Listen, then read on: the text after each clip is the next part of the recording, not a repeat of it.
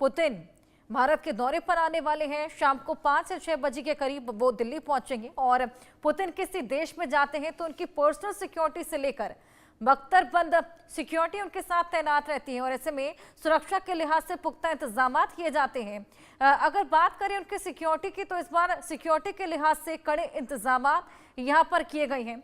और वहीं रूस के राष्ट्रपति व्लादिमीर पुतिन कुछ ही घंटों में भारत पहुंच रहे हैं। आने के कुछ ही घंटे बाद पीएम नरेंद्र मोदी पुतिन के सम्मान में एक डिनर होस्ट करेंगे।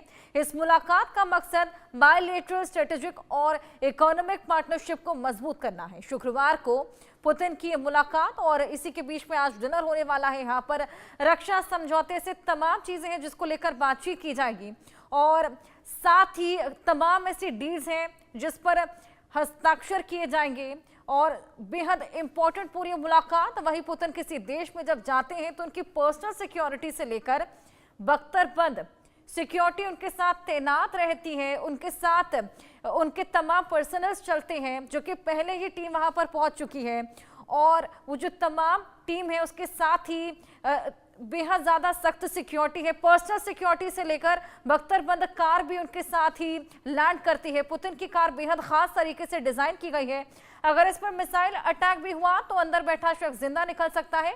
जैसे अमेरिकी राष्ट्रपति की कार को बीस्ट कहा जाता है, ठीक उसी तरीके से रूस के राष्ट्रपति की लिमोजीन कार का नाम औरस सेनेट है। ये एक रूसी लग्जरी सेडान है जिसे पुतिन के लिए खास तरीके से डिजाइन किया गया है। इसे रशियन रोल्स रॉयस के नाम से भी जाना जाता है। कार में काले शीशे लगे होते हैं। अंदर लग्जरी की कोई कमी नहीं है। इसे 4 पहियों पर चलने वाला किला भी कहा जाता है। रूसी राष्ट्रपति पुतिन की और सेनेट की कीमत करीब 18 बिलियन रूबल यानी कि लगभग 2.5 करोड़ रुपए से शुरू होती है। हालांकि जिस कार को पुतिन इस्तेमाल करते हैं उसमें कई तरह की टेक्नोलॉजी और बाकी चीजें जोड़ी गई हैं, इसलिए इसकी असली कीमत करीब 2 गुना ज्यादा हो जाती है। रूस में आम लोग इस तरह की बख्तरबंद कार नहीं खरीद सकते हैं। ये गाड़ी अब पुतिन के पास है। तमाम खूबियां इस गाड़ी की हैं और सिक्योरिटी के लिहाज से भी इसमें देखिए कितने कड़े इंतजाम हैं और काले शीशे हैं, बुलेट प्रूफ ये गाड़ी है और साउंड प्रूफ भी है ताकि अंदर की बातें बाहर ना जा सकें। ये तमाम चीजें इस गाड़ी में इंश्योर की गई हैं और हमेशा ये उनके साथ चलती है। अभेद्य गाड़ी है, बेशकीमती गाड़ी है और तमाम और खूबियां हैं इसमें। साथ ही सुरक्षा की अगर बात करें तो सुरक्षा के लिहाज से ये गाड़ी बिल्कुल चलते फिरते किले की तरह है क्योंकि इसी में पुतिन तमाम अपने कामकाज निपटाते हुए भी नजर आते हैं। स्मोक स्क्रीन सिस्टम इनकी गाड़ी में है और बेशकीमती है गाड़ी। फायर सप्रेशन सिस्टम है, अगर अचानक से आग लग जाती है। इलेक्ट्रिक शॉक सिस्टम है ताकि किसी भी तरीके से सिक्योरिटी में खनन हो या इमरजेंसी बैक गेट भी है। किसी भी तरह की इमरजेंसी रहे तो एक और गेट है। यहाँ हाईटेक स्क्रीन लगाई गई है मनोरंजन के लिए। एयर कंप्रेशन सिस्टम इसमें लगाया गया है और पूरी तरीके से काले शीशे, टीयर गैस लॉन्चर सिस्टम भी है। देखिए किस तरीके से अगर सुरक्षा में कोई भी हनन देखने को मिलता है तो टीयर गैस को भी लॉन्च कर सकती है ये गाड़ी। अब आप इसकी खासियत को देखकर खुद अंदाजा लगा सकते हैं कि कितनी फुल प्रूफ ये गाड़ी है, चाहे वो सिक्योरिटी के लिहाज से हो या मनोरंजन के लिहाज से हो, लग्जरी के लिहाज से हो। पुतिन की ये लग्जरी गाड़ी जो कि बेहद बेशकीमती है और आम किसी भी शख्स के लिए खरीदना नामुमकिन है क्योंकि इसको स्पेशली डिजाइन किया गया है। रोल्स रॉयस है और इसमें तमाम मॉडिफिकेशंस किए गए हैं। और इस सेनेट लिमोजीन चलता फिरता अभेद्य किला की तरह है। ये तमाम खूबियां हैं इसमें। 6 सेकंड में ये 250 किलोमीटर प्रति घंटा की टॉप स्पीड पकड़ सकती है। खास फीचर जिसके रासायनिक हमलों से बचने में ये सक्षम है, यानी कि कोई केमिकल हमले भी होते हैं तो उससे भी बचाएंगी। चमड़े, लकड़ी और सोने की फिनिशिंग है इसमें और पिकअप इसका जो है 6 सेकंड में 100 किलोमीटर तक की रफ्तार पकड़ सकती है। 250 किलोमीटर प्रति घंटा की इसकी टॉप स्पीड रहती है।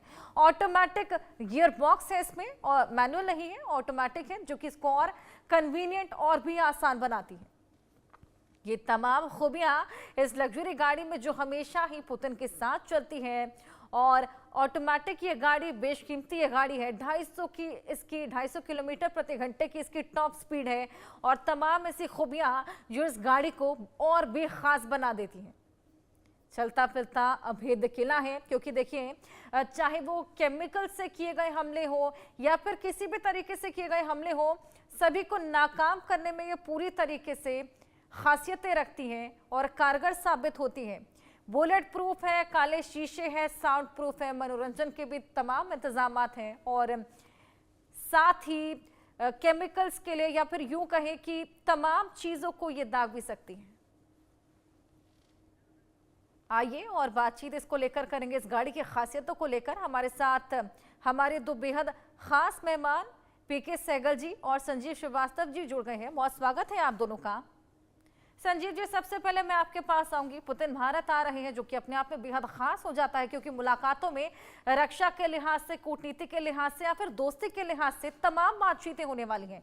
लेकिन जिस गाड़ी की बात हम कर रहे हैं, अभेद किला या फिर यूं कहें जो उनके साथ चलता है, वाकई तमाम खूबियां इसमें हैं। क्योंकि देखिए, इसी से न्यूक्लियर का भी अटैक किया जा सकता है, इसी से जो केमिकल तक के जो अटैक्स होते हैं उसको रोकने में सक्षम है।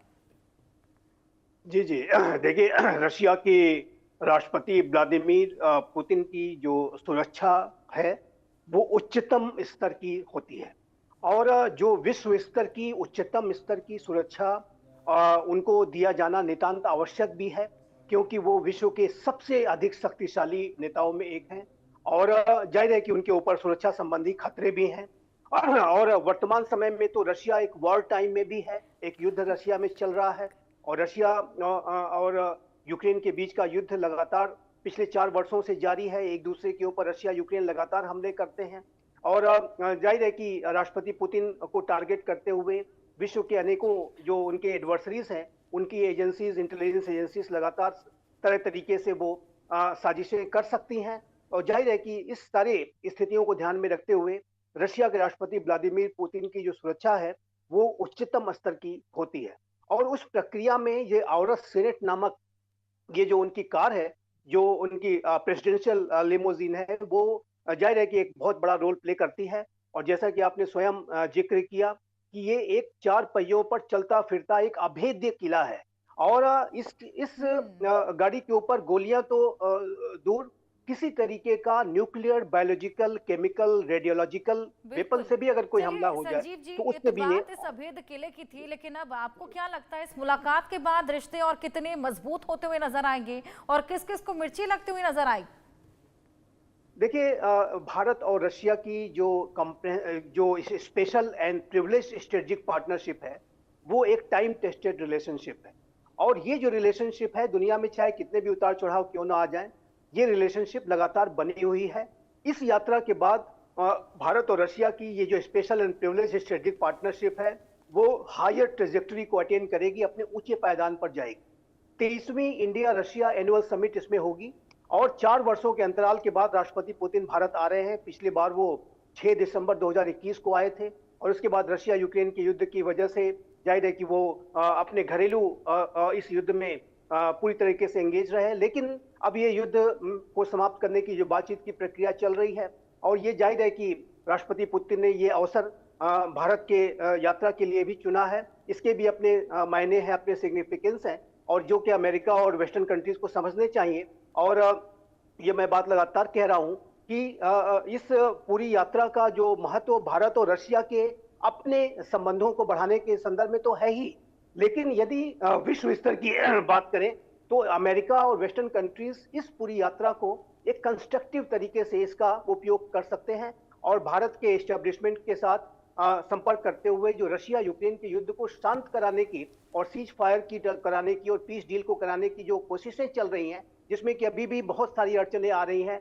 स्टीव विटकॉफ की जो मॉस्को की यात्रा है उसके बारे में बड़ी सकारात्मक खबरें नहीं आ रही हैं और जाहिर है कि अनेक तरीके के रोड ब्लॉक्स उन नेगोशिएशंस में आ रहे हैं। तो ऐसे में भारत यदि अपनी भूमिका जो कि पहले से ही बैक चैनल के माध्यम से अदा करता रहा है, वो भारत आज भी ऐसा करने के लिए तैयार है। जैसा कि हमारे विदेश मंत्री श्री एस जयशंकर हों और भारत के प्रधानमंत्री श्री नरेंद्र मोदी ने स्वयं लगातार इस बात को कहा कि रशिया यूक्रेन के युद्ध को शांत कराने में भारत जो भी अपना कंस्ट्रक्टिव योगदान कर सकता है वो करेगा। बिल्कुल। तो ऐसे में यदि अमेरिका चाहे और वेस्टर्न कंट्रीज चाहें तो इस युद्ध को अगर वो पॉजिटिवली अगर देखें, उसको कंपटीशन या राइवलरी के पॉइंट ऑफ व्यू से ना देख करके थोड़ा कंस्ट्रक्टिव तरीके से देखें, तो ये जो विजिट रशिया के राष्ट्रपति व्लादिमीर पुतिन की है, ये विश्व शांति के लिए भी एक ग्लोबल अपॉर्चुनिटी हो सकती है, और भारत एक बड़ा रोल इस पूरे रशिया यूक्रेन को शांत कराने में और सीज फायर को कराने में भी कर सकता है। और आप जानते हैं कि हमारे बिल्कुल। प्रधानमंत्री कीव भी गए थे, मॉस्को भी गए, वाशिंगटन भी गए, और लगातार जो है इस युद्ध को भी शांत कराने की बात वो कहते रहे हैं।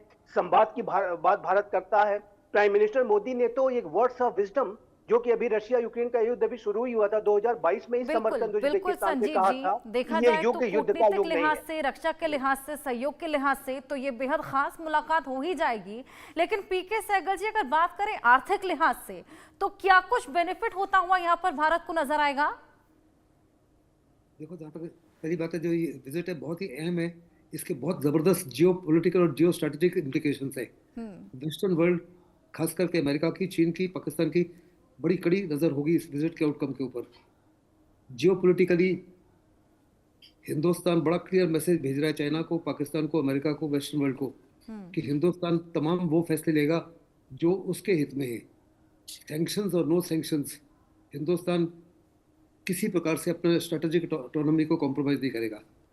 जहाँ तक जियो स्ट्रेटेजी का ताल्लुक है, चीन और पाकिस्तान वरिड होंगे, क्योंकि जो चीन का एडवांटेज है तिब्बत के अंदर, अगर हमको S-500 मिल जाता है और Su-57 मिल जाता है, तो उसके कम्प्लीटली एडवांटेजेस जो है वो न्यूट्रलाइज हो जाते हैं।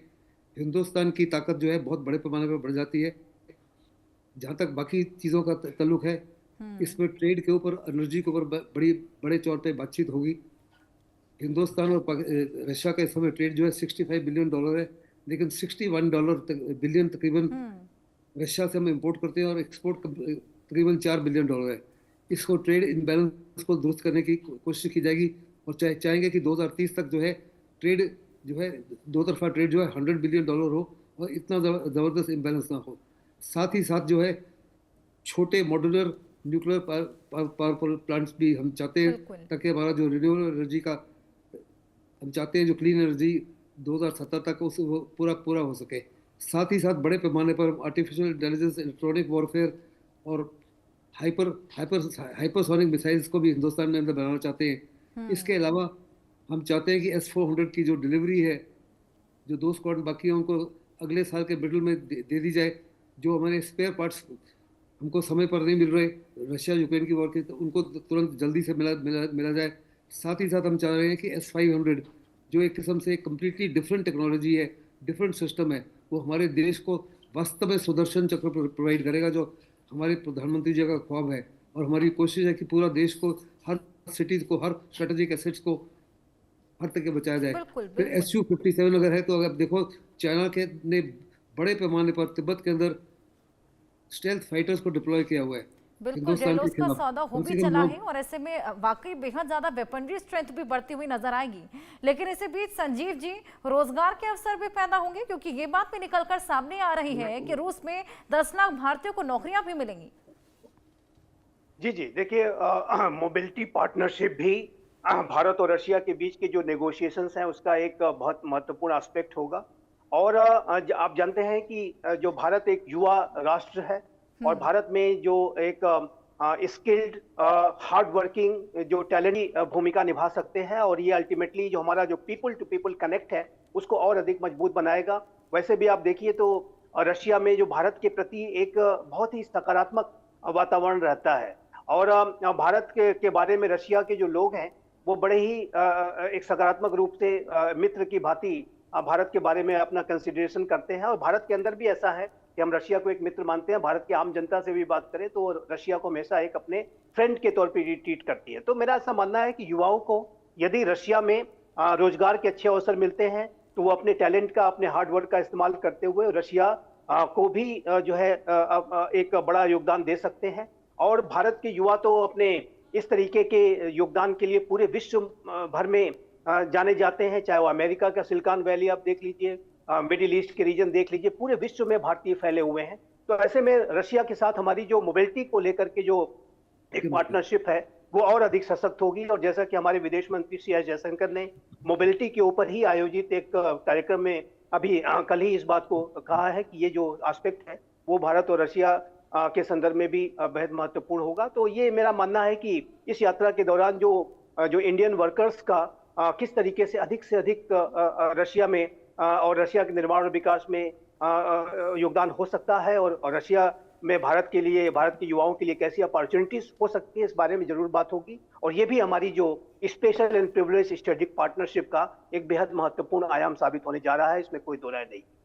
बिल्कुल पीके सहगल जी, देखिए भारत की निगाहें तो टिकी ही है इन तमाम समझौतों को लेकर, डील्स को लेकर, लेकिन कहीं ना कहीं जो दुश्मन देश है या जो बाकी के देश हैं उनकी निगाहें भी पूरी पूरी टिकी हुई है कि इस मुलाकात में क्या कुछ होने वाला है, चाहे वो चीन हो, अमेरिका हो या फिर पाकिस्तान ही क्यों ना हो। देखो, पाकिस्तान और चीन जो है, पाकिस्तान तो हिंदुस्तान के सामने टिक ही नहीं सकता। ऑपरेशन सिंदूर ने साफ तौर पर दर्शा दिया कि जो रशिया के हथियार थे बहुत ही कामयाब रहे। S-400 ने पाकिस्तान के सारे ड्रोन्स को, सारे के सारे हवाई जहाज को, मिसाइलों को हिंदुस्तान के एयर डिफेंस को भेज नहीं सके, और बहुत बड़े पैमाने पर हमने 100 to 300 kilometre deep inside Pakistan उसके कई हवाई जहाज़ों को नष्ट किया S-400 के माध्यम से। और पाकिस्तान, अगर हिंदुस्तान को स्टेल्थ हवाई जहाज मिल जाता है और S-500 मिल जाता है, तो वास्तव में हमारा देश जो है हर प्रकार से सुरक्षित हो जाएगा।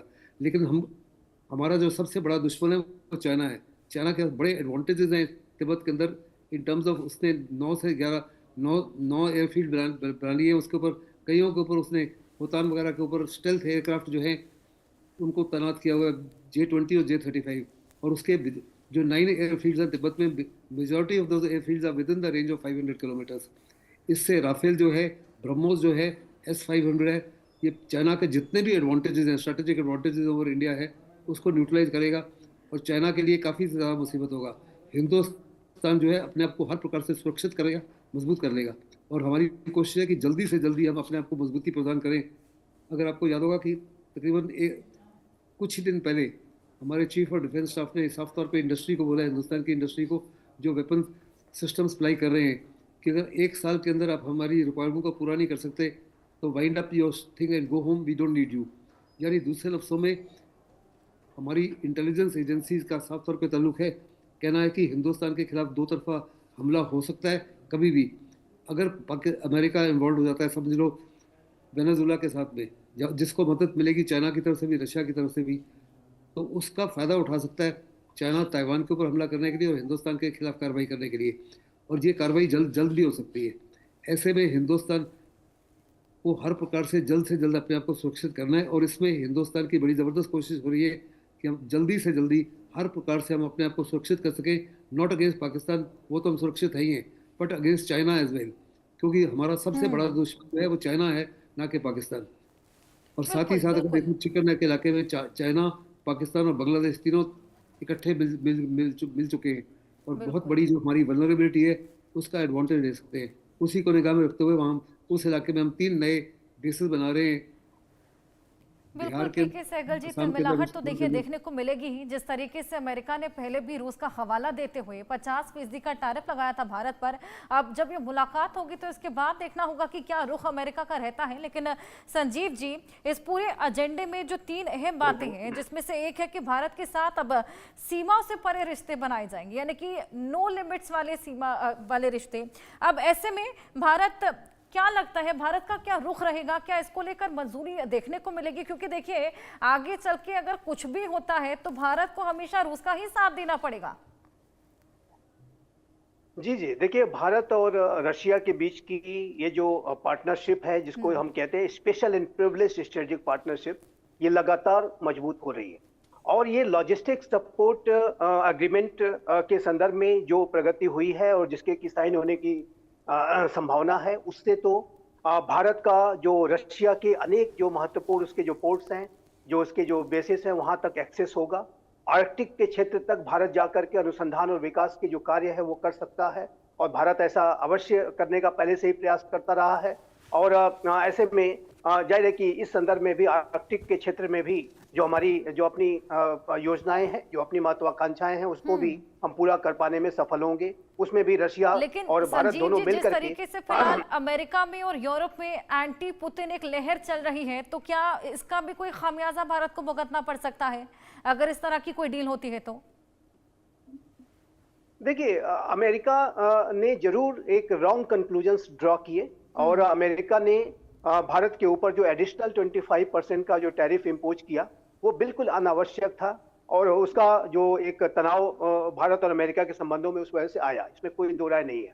और अमेरिका के राष्ट्रपति डोनाल्ड ट्रंप और उनका जो ट्रंप एडमिनिस्ट्रेशन है, वो यदि भारत और अमेरिका के संबंधों को किसी थर्ड प्रिज्म से जो इवेल्युएट करने की कोशिश करेगा, एनालाइज करने की कोशिश करेगा, तो हमेशा वो रॉन्ग कंक्लूजन्स पे ही पहुंचेगा। और जैसा कि मैंने कहा और जैसा कि मैं कहते भी रहा हूं आपके शोज में कि भारत और अमेरिका के संबंधों का जो पूरा आयाम है, जो उसके जो पूरे डायनामिक्स हैं वो अलग हैं। भारत और रशिया के संबंध अलग हैं और भारत तो अपनी स्ट्रेटेजिक ऑटोनॉमी को एक्सरसाइज करते हुए ही अपने निर्णय लेता है। भारत रशिया के साथ अपने संबंधों को अमेरिका से एवेल्युएट नहीं करता और अमेरिका के संबंधों को रशिया से एवेल्युएट नहीं करता, जो कि गलती डोनाल्ड ट्रंप कर रहे हैं। तो ऐसे में डोनाल्ड ट्रंप का जो प्रशासन है उसने एक रॉन्ग कंक्लूजन ड्रॉ किया और अनावश्यक रूप से अननेसेसरली उन्होंने रशिया यूक्रेन के युद्ध में भारत को घसीटने की कोशिश की। लेकिन इस तरीके की कोशिशों से अगर सबसे बड़ा अगर किसी को खामियाजा उठाना पड़ेगा तो मैं स्पष्ट रूप से कहना चाहता हूं वो यूनाइटेड स्टेट्स अमेरिका को ही उठाना पड़ेगा। जहां तक भारत की बात है तो भारत ऐसे किसी दबाव में नहीं आने वाला। हम स्ट्रेटेजिक ऑटोनॉमी को पूरी तरह से एक्सरसाइज करते रहे हैं, आज भी कर रहे हैं और आगे भी करेंगे।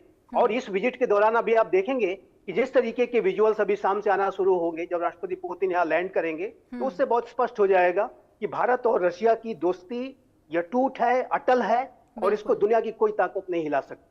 और ये जो है ये मैसेज भारत और रशिया दोनों ही आज शाम को देंगे। कल की जो बातचीत होगी उसमें भी ये मैसेज जाएगा। और यूनाइटेड स्टेट्स ऑफ अमेरिका को चाहिए कि वो अपने पूरे जो हाल के समय का भारत के प्रति उसकी जो पॉलिसी है उसको पुनर्विचार करें और थर्ड प्रिज्म से तोलने की कोशिश न करें। पूरे विश्व भर के लिए वाकई ये बेहद स्ट्रॉन्ग संदेश रहने वाला है। आप दोनों हमारे साथ बने रहिए। इसी बीच एक और बड़ी खबर दर्शकों को